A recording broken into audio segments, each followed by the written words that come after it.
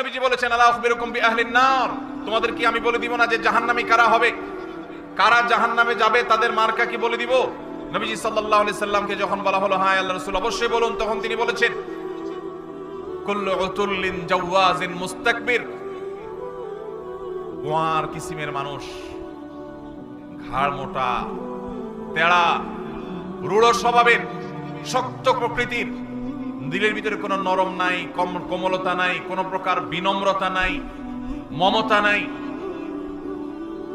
যেটাকে বলা হয় শক্ত হৃদয়ের শক্ত মনের মানুষ, আছে না নেই? অহংকারী, তার ভিতরে কোনো বিনয় নাই, সব সময় তেড়া তেড়া কথা বলে, সব সময় গোড়ার মতো গায়ের জোর দেখায়, আছে না নাই?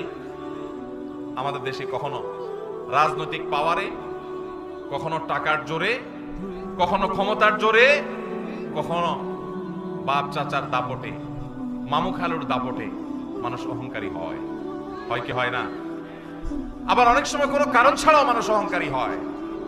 নবীজি সাল্লাল্লাহু আলাইহি সাল্লাম বলেছেন, আল্লাহর সবচেয়ে ঘৃণিত মানুষ হলো যে অহংকার করার মতো কিছু নাই, অথচ তারপর সেও অহংকার